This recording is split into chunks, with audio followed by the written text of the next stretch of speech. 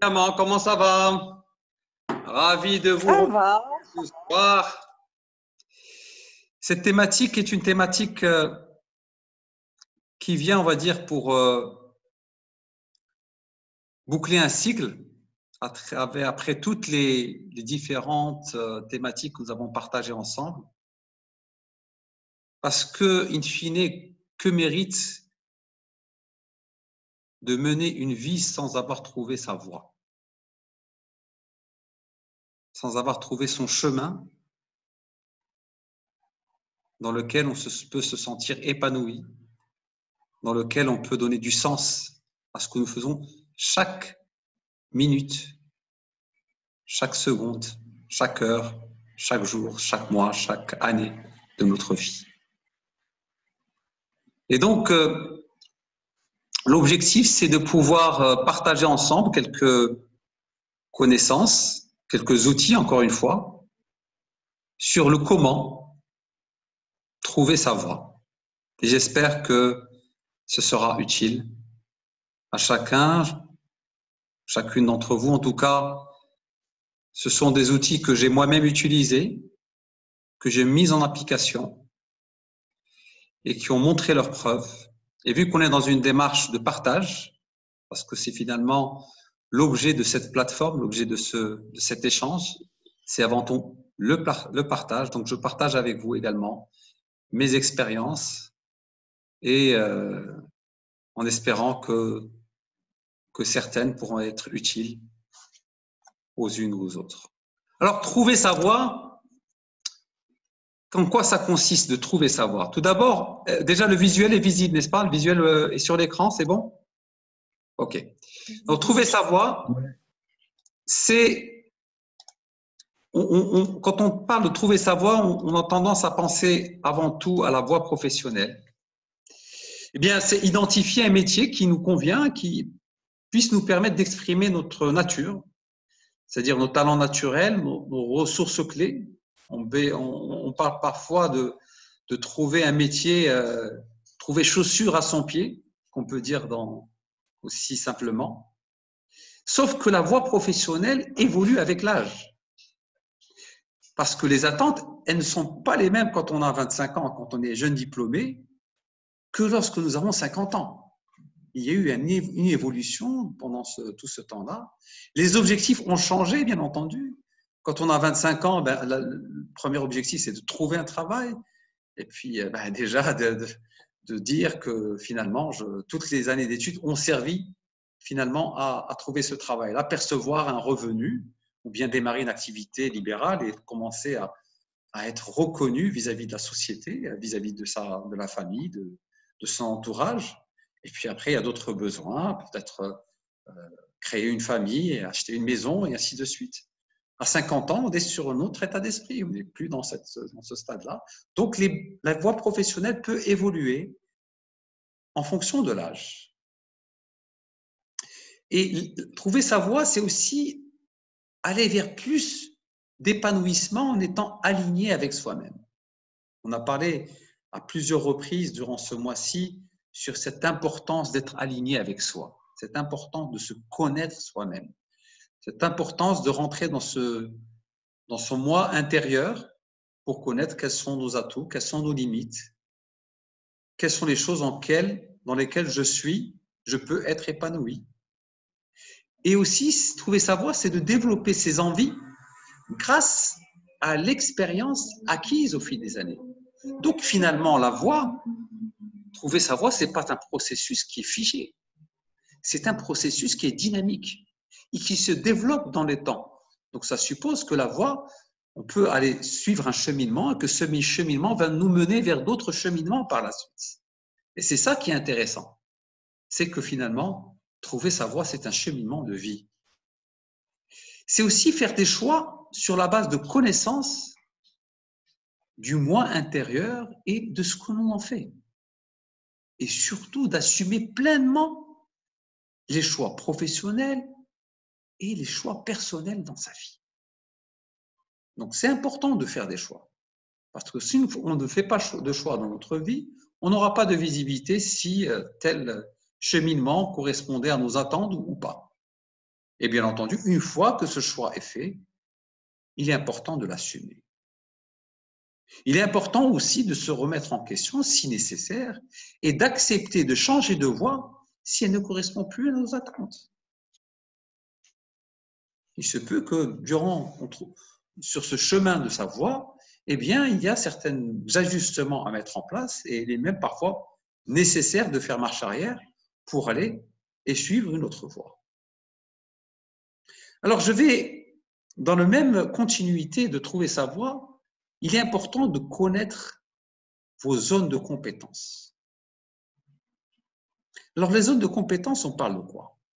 Elles sont composées de 4 parties. Tout d'abord, il y a la zone d'incompétence. La zone d'incompétence, ce sont les choses que nous ignorons et que nous ne savons pas faire. Par exemple, je ne généralise pas, mais ça peut être un exemple, on n'a pas de connaissances en informatique, certaines langues étrangères, nous ne les maîtrisons pas, pas de connaissances en mécanique, en plomberie, je ne sais quoi. Donc ça, c'est la zone d'incompétence, c'est la zone de domaine que nous ignorons. La deuxième zone, c'est la zone de compétence. Alors ça, c'est ce qu'on sait faire. Sauf que ça ne nous apporte pas de plaisir particulier si ce n'est la satisfaction du travail accompli. C'est des choses qu'on a l'habitude de faire tous les jours, jour après jour. C'est devenu même quasiment une mécanique parce qu'on maîtrise ça à la perfection. On peut même faire ce travail des yeux fermés, entre guillemets bien entendu.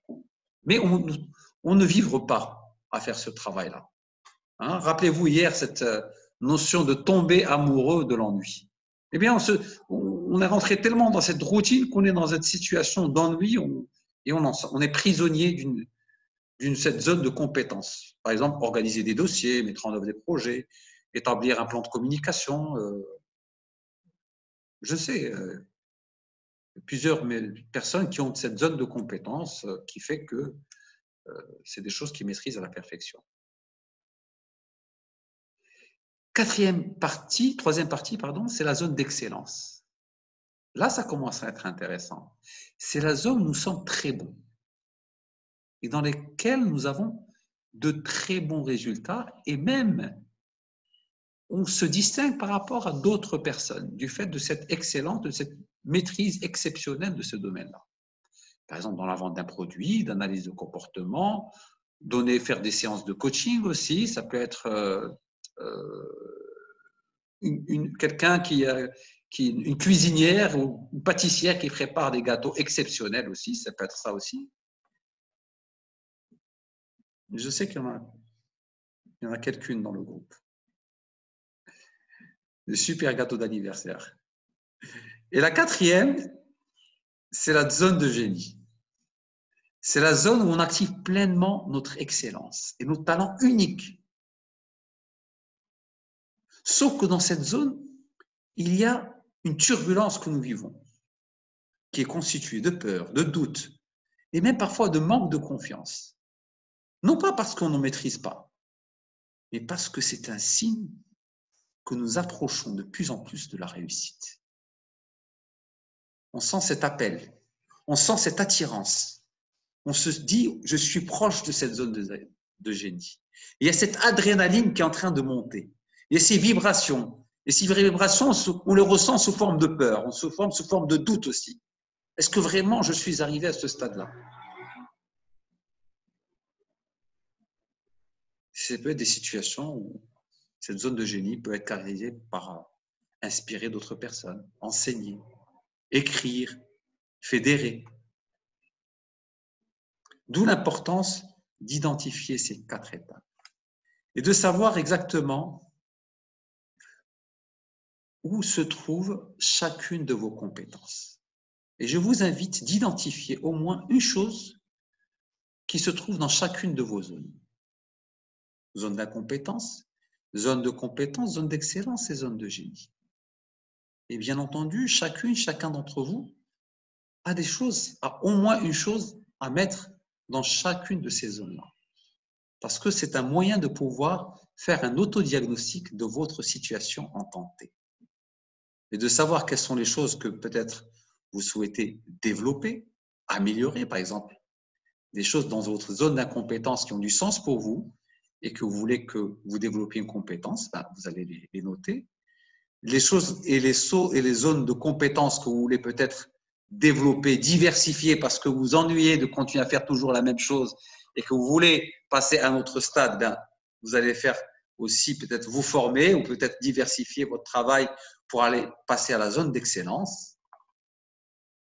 Quand on est dans la zone d'excellence, c'est chercher à se perfectionner de façon permanente par rapport à ce que nous faisons. Et quand cette perfection devient une habitude, cette amélioration continue devient une habitude, eh bien, nous arrivons à cette zone, ce summum qui est la zone de génie. Donc, 4 zones de compétences, important de les connaître, de les enseigner. Alors, Ikigai, ou trouver le sens de sa vie. Je ne sais pas si certains d'entre vous sont familiers par rapport à ce concept d'Ikigai que j'avais parcouru rapidement lors de la conférence sur vivre de sa passion. Sauf que là, je voulais le partager de façon un peu plus détaillée parce que ça mérite de connaître ce concept et de le mettre en application parce qu'il est tout à fait adapté à cette notion de trouver un sens à sa vie. Alors, Ikigai, c'est un concept, vous avez pu peut-être le deviner, japonais. Iki signifie la joie de vivre et Kai ou Gai, c'est la raison d'être.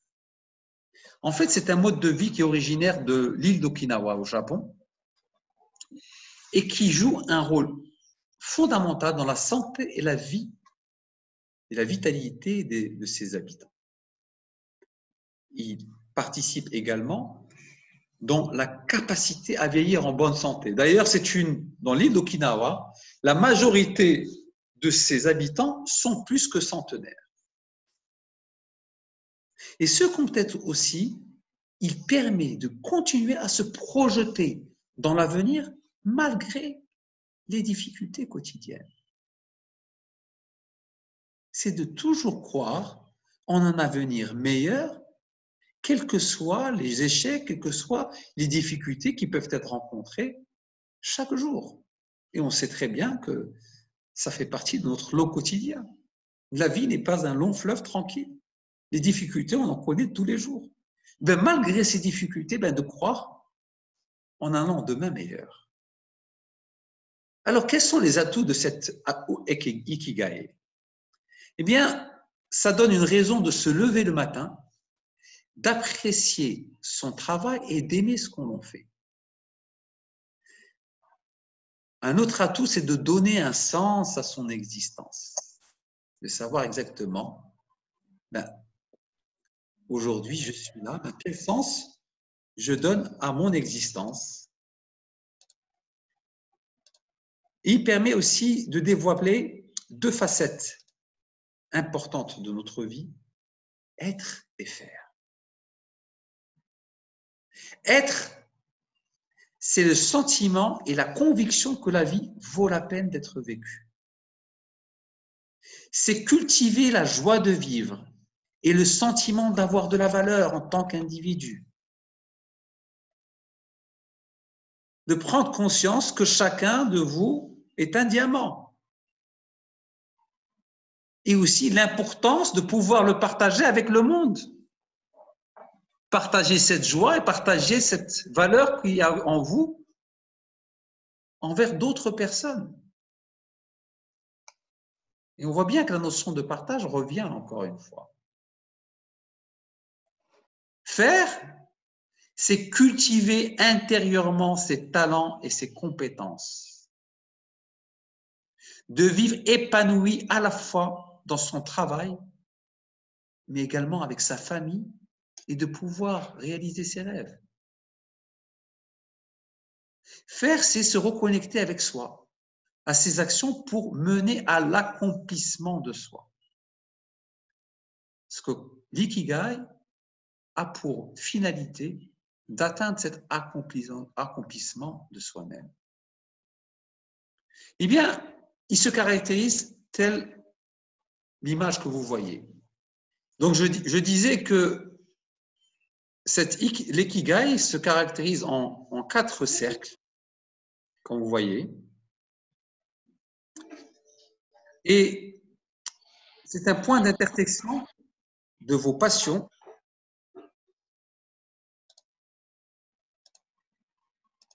de votre passion, votre mission, votre vocation et votre métier. Votre passion, c'est ce en quoi vous êtes doué. Votre mission, c'est ce que vous aimez. Votre vocation, c'est ce que vous allez faire et ce dont le monde a besoin.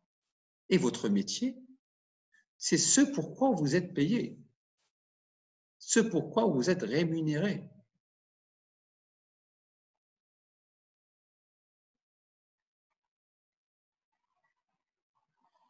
Et donc, comme j'ai dit, les 4 cercles représentent ce que vous aimez, vous êtes doué, ce que le monde a besoin et ce pourquoi vous êtes ou vous serez payé.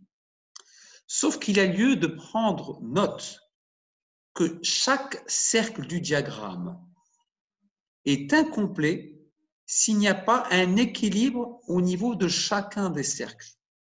Ça suppose qu'il faudrait renseigner, il faudrait qu'il y ait un équilibre, on va dire combler les besoins de chacun des cercles pour pouvoir assurer cet équilibre global. Donc, il y a cette notion d'équilibre au niveau des différents éléments de la vie. La passion, la mission, la vocation et la profession. Alors, comment utiliser ce fameux Ikigai? Donc, c'est le point d'union, comme j'ai dit, je peux le répéter, des 4 composantes fondamentales de votre vie. Donc, la passion, la vocation, la profession et la mission. Et il se complète que si chaque partie est correctement identifiée puis comblée. D'où l'importance de prendre le temps d'accueillir ouvertement toutes les idées qui arrivent pour enseigner chaque domaine. C'est-à-dire de prendre rendez-vous avec vous-même, de mettre devant vous cet Ikigai vide et de renseigner chacun des cercles sans se limiter, sans considérer que telle est une mauvaise idée ou mauvaise idée. Il faut laisser libre cours à toutes les idées qui vous parviennent et de les noter, en assurant cet équilibre au niveau de chacun de ces cercles-là. D'où la nécessité de garder une vision d'ensemble pour découvrir les liens qui existent en chacun de ces cercles-là. Donc, remplir chaque cercle équitablement pour viser cet équilibre dans votre vie et qui va vous permettre par la suite de cultiver ce sentiment que vos efforts vont faire toute la différence dans la vie d'autres personnes et que vous allez pouvoir contribuer à quelque chose de plus grand que vous-même.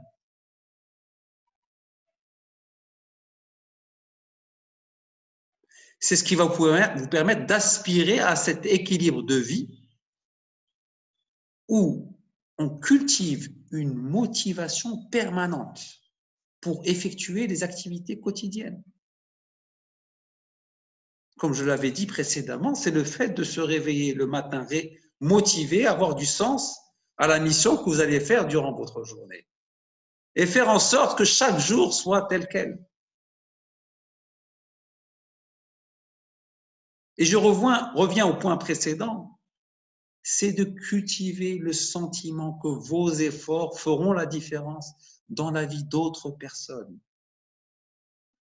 Qu'est-ce que vous êtes en mesure d'apporter de plus? Quelle serait votre valeur ajoutée envers d'autres personnes, envers votre communauté? Et ce qui est magnifique dans tout cela, c'est de faire quelque chose de plus grand que vous-même.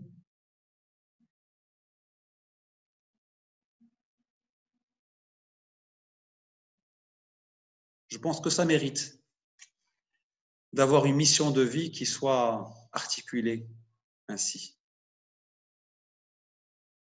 Mais je reprends ce fameux diagramme d'Ikigai. Donc le 1, c'est les plaisirs et satisfactions, mais si on le satisfait uniquement, il y a ce sentiment de précarité. Le 2, qui est la vocation, eh bien, il y a une excitation, une satisfaction, mais nous sommes dans un sentiment d'incertitude. Le 3, la profession, on est dans cette zone de confort ou d'inconfort, comme on a dit plusieurs reprises, mais avec un sentiment de vide, un sentiment de refaire des choses chaque jour, mais sans que ça ait un sens particulier pour nous-mêmes. Et 4, c'est la passion, mais parfois satisfaction, mais avec un sentiment d'inutilité. Donc, d'où l'importance d'assurer un équilibre au niveau de ces 4.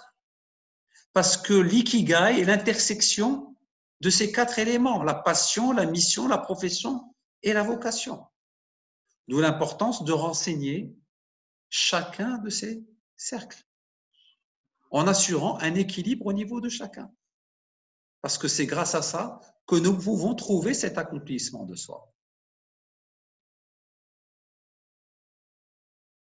Bien entendu, tout cela ne pourra pas se faire sans avoir fixé des objectifs.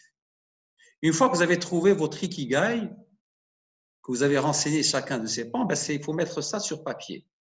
Il faut noter chacun de ces objectifs pour pouvoir trouver cette fameuse motivation qu'on peut qualifier comme étant notre moteur. Et bien entendu, je ne cesserai de le répéter, ça a été dit à plusieurs reprises, par vous également, de mettre en place des objectifs SMART, spécifiques, mesurables, atteignables, réalistes et temporels.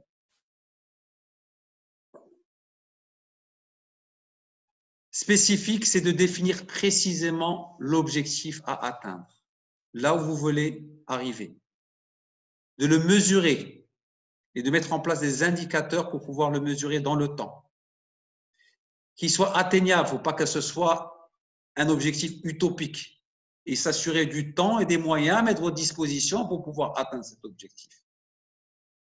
Et bien entendu, bien réaliste, parce qu'il faut qu'il soit adapté à vos besoins spécifiques et temporellement défini en fixant une date de début et une date de fin. Quand est-ce que vous allez démarrer le travail et quand est-ce que vous avez pensé atteindre cet objectif.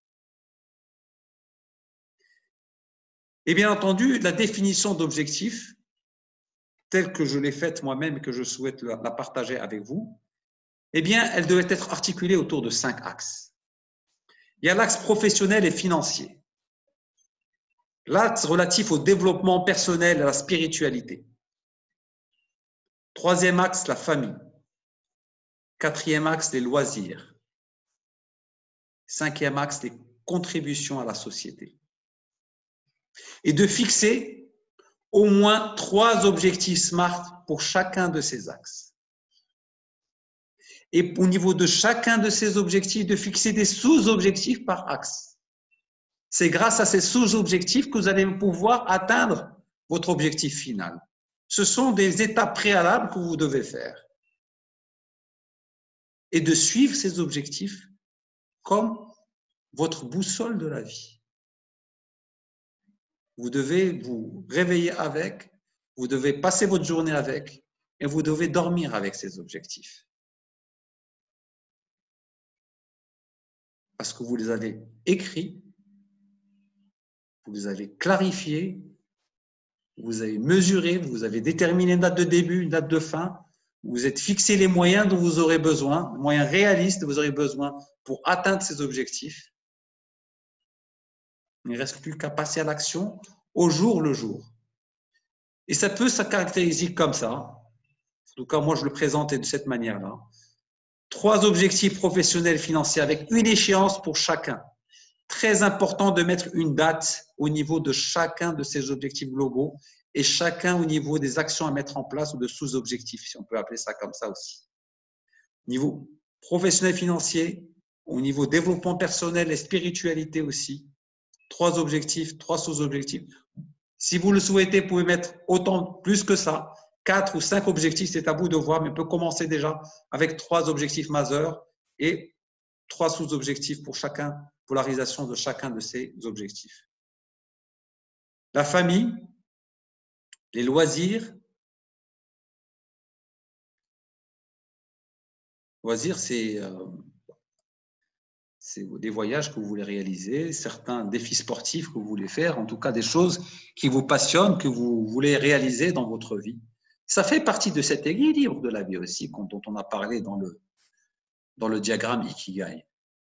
Et la contribution à la société.